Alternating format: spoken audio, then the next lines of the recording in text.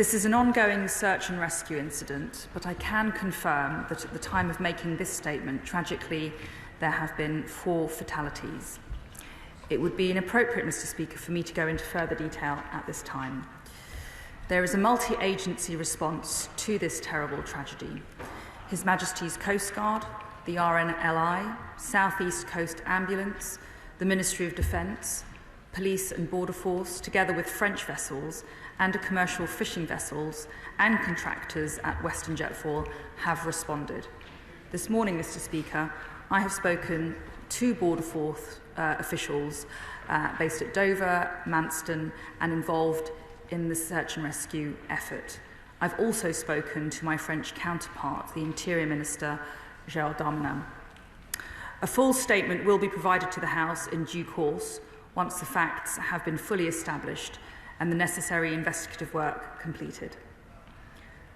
I know that everyone in this House and across the country will join me in expressing our profound sadness and deepest sympathies for everyone affected by this terrible event. I know that they will also join me in offering our profound gratitude to those working on the search and rescue operation. Yeah. That very much includes those who are responding to the incident.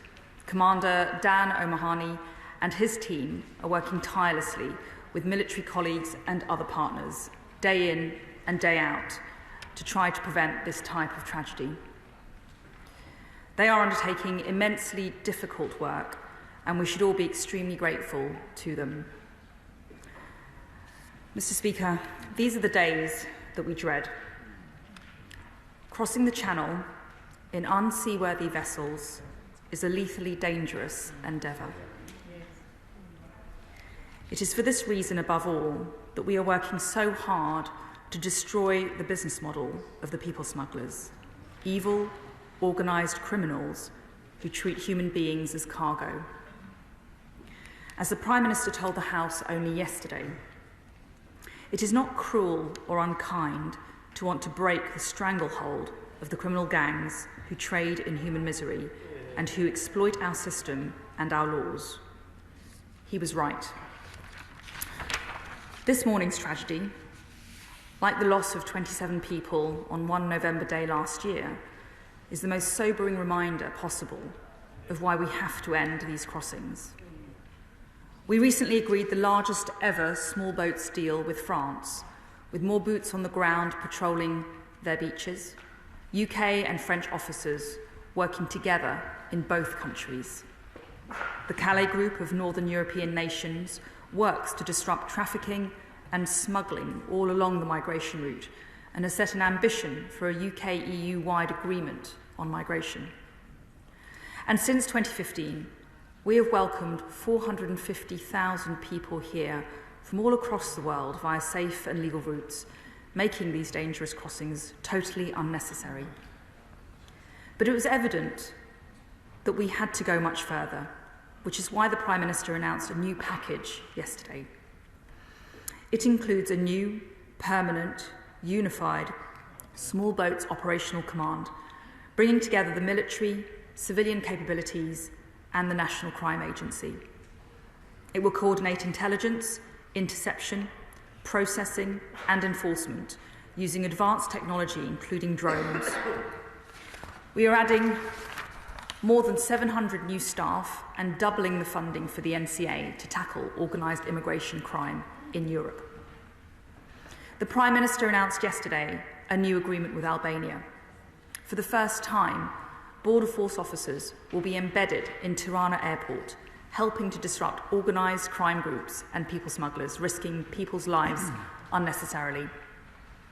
And early next year, we will introduce new legislation to make it unambiguously clear that if someone comes to the UK illegally, they should not be able to remain here.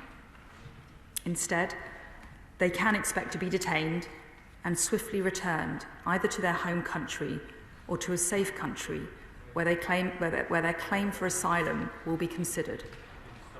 Late or spurious claims and appeals will not be possible, and once someone has been removed, they will have no right to re-entry, settlement, all citizenship. This will act as a deterrent, and it will save lives. As we grip illegal migration, we will create more safe and legal routes, working with the UNHCR to identify those most in need and introducing an annual quota set by Parliament. We will work closely with local authorities to determine capacity. Mr. Speaker, it isn't true that our capacity is limitless. We are already spending millions on hotels every day. People do not need to seek asylum if they are already in a safe country. It is vital, literally vital, that we end the illegal crossings in the Channel, and I commend the statement to the House. Shadow Home Secretary Yvette Cooper. Thank you, Mr. Speaker, and I thank the Home Secretary for advance sight of her statement. This is truly tragic, deeply distressing news, and all of our thoughts and prayers will be with those who have lost their lives and their families and friends who have lost loved ones in the icy waters of the Channel. We will be thinking too of those who will be receiving support and medical assistance who may have been rescued as well. And all of us will give our thanks to the brave responders and rescuers in the Border Force, in the RNLI, in the Coast Guard, in the MOD, in our emergency services and in the French authorities, responding not just today to this awful, awful tragedy, but also who do such heroic work every single day. It is only because of their brave work that more lives have not been lost. It was barely more than a year ago that 27 lives were lost when a boat went down. And all of us have warned, all of us have feared that it was just a matter of time before more lives were lost. It is, of course, why the UK and France both need to act to stop these dangerous boat crossings. The brutal truth as well is that criminal gangs have made money from those lives that were lost today. They have profited as people have drowned. Day after day, week after week, criminal gangs are putting lives at risk for money. And the other brutal truth is that far from stopping those criminal gangs, those gangs have grown and grown. And the UK and French governments and authorities have failed to stop the criminal and smuggler and trafficking gangs proliferating around the Channel. Those gangs have created a multi-million-pound criminal industry with lives at stake, and the action against those gangs has been too weak. There have been barely any prosecutions or convictions and barely any inroads into the smuggler gangs. Just 3 convictions for people smuggling a month at a time when tens of thousands of lives are being put at risk each month. It is why we have long called for a long time for a major boost to the National Crime Agency, because we do need major action. And yesterday, the Prime Minister announced an increase for the National Crime Agency. I am glad that he has made some progress on this, but can the Home Secretary clarify what does it mean in practice? How much additional funding will there be in practice for the National Crime Agency? How much, and specifically for the action on the smuggler gangs? How many additional full-time staff will there be? And what is the sense of scale on this? Because I fear still that this is too low and this is too little given the scale of the problem we face. Yesterday, the Prime Minister announced a small boat operational command. Again, how different is that to the previous clandestine Channel Threat Command, led by Commander Dan O'Mahony, which has been in operation for some time? Will it still be led by Commander Dan O'Mahony or by somebody else? Will it be the Home Office or the MOD in charge? Is it correct that the Navy has been told they will be standing down on the 31st of January? Can she update us too on the French patrols and surveillance? Has the 40% promised increase in patrols started yet, and when will it? Was this boat picked up as a result of increased surveillance. If it wasn't, what was the reason for that? The Home Secretary has also referred to safe legal routes. She was pressed at the Select Committee on a lack of safe legal routes for children trying to unite with family in the UK. When will she be taking action to address that, to prevent children seeking to rejoin family in the UK, making desperate journeys? And she referred to the Prime Minister's statement yesterday. Can she clarify? We have also called for the fast track for safe countries and for the backlog to be cleared.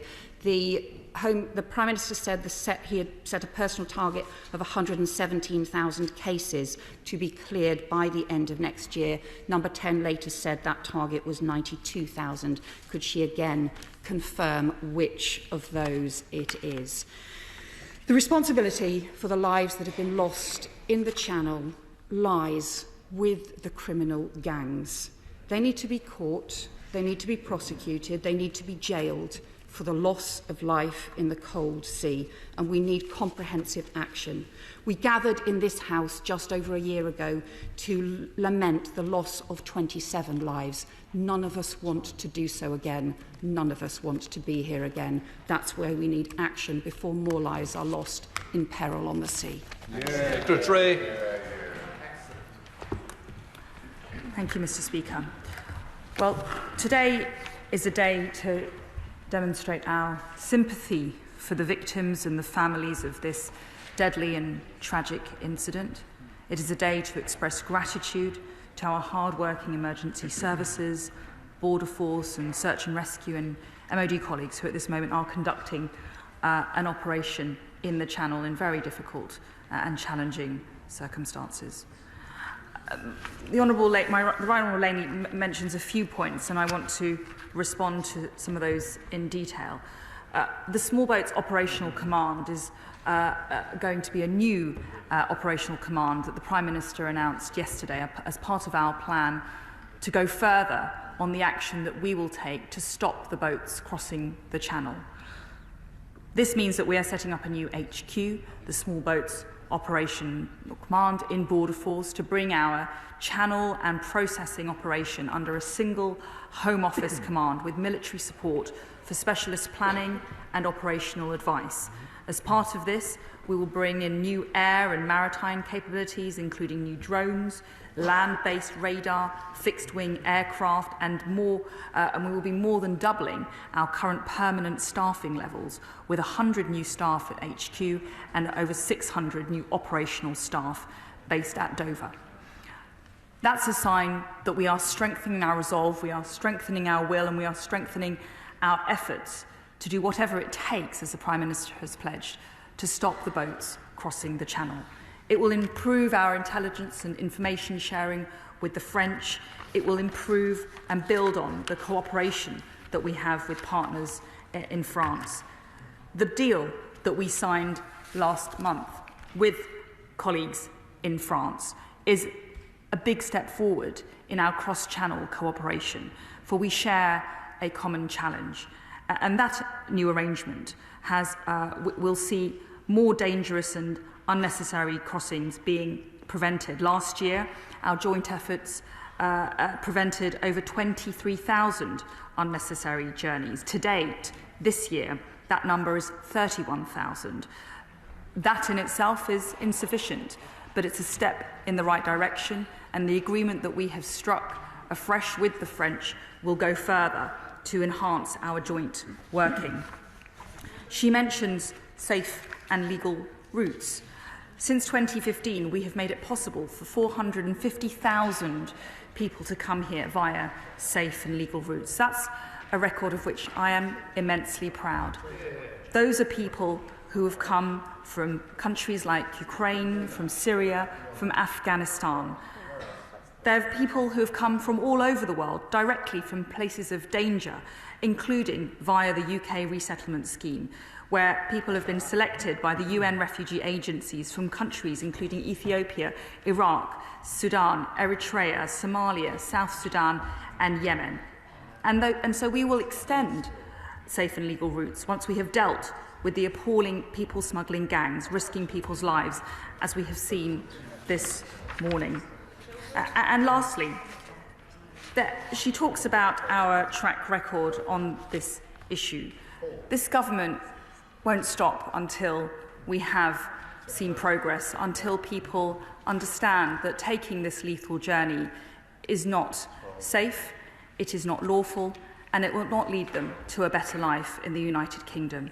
Our capacity, that there are millions of people around the world who are fleeing conflict and poverty and who seek a better life elsewhere. Our capacity in this country is not infinite. We cannot accept everybody who wishes to come to this country. That is a reality of the world, and it's a reality of life. The other party would suggest otherwise. I hope that she will join us in our strengthened resolve to stop this problem by supporting our measures and supporting our legislation next year.